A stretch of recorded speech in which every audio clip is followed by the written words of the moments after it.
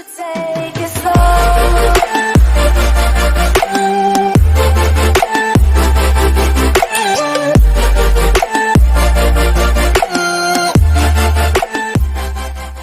teknik mengajar yang harus dikuasai oleh guru.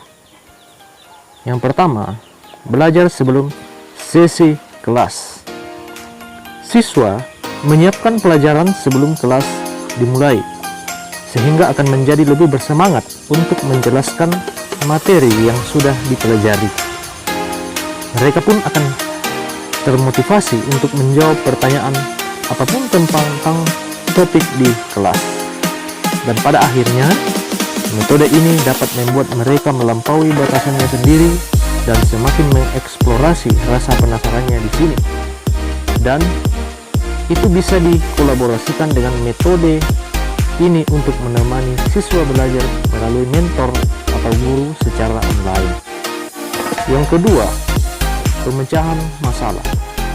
Teknik ini dilakukan berdasarkan kasus real melalui cara analisis, bertukar pikiran, dan berinovasi mendapatkan ide kreatif.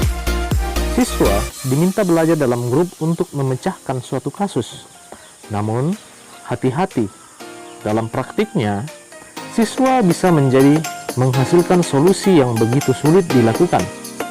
Akan tetapi, dengan melakukan pemecahan masalah, maka dapat meningkatkan rasa keingintahuan, kemampuan analisis, dan kreativitas loh, Bapak Ibu Guru.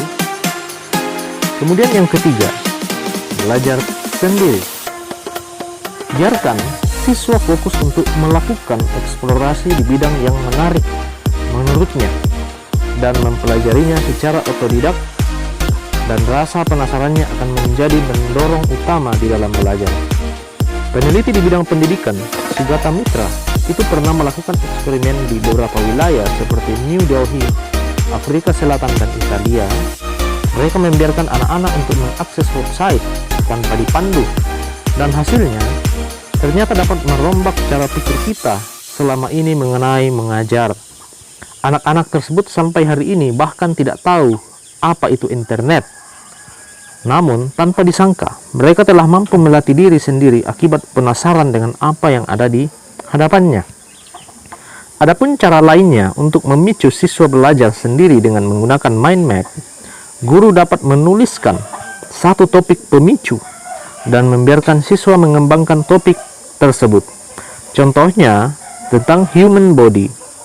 Beberapa siswa bisa jadi melanjutkan ide mengenai organ, tulang, atau penyakit menurun imun tubuh.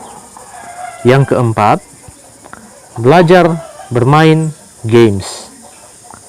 Ya, belajar melalui games merupakan teknik mengajar yang sudah dilakukan di sekolah dasar dan PAUD. Melalui permainan, siswa dapat memahami tanpa menyadari bahwa ia sedang belajar. Metode ini juga dapat menjadi sangat efektif untuk usia berapapun.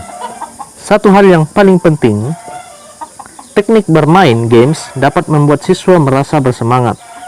Maka, guru perlu mendesain games yang cocok untuk siswa, sesuai dengan usia dan pengetahuan yang dimiliki.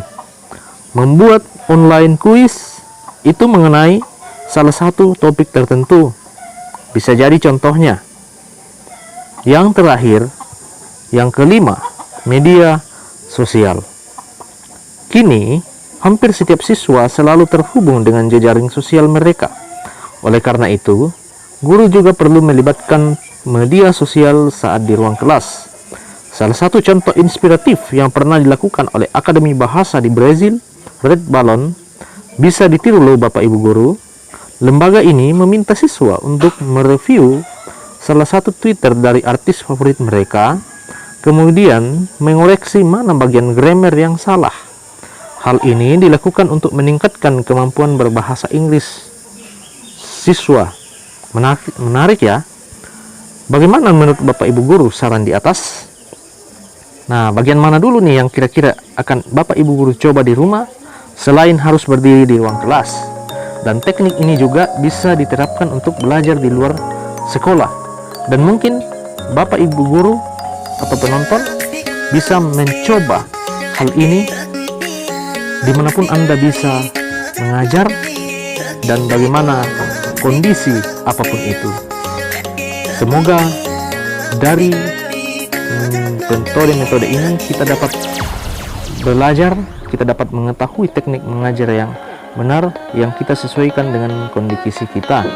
Terima kasih, salam edukasi, Tuhan yang beserta kita.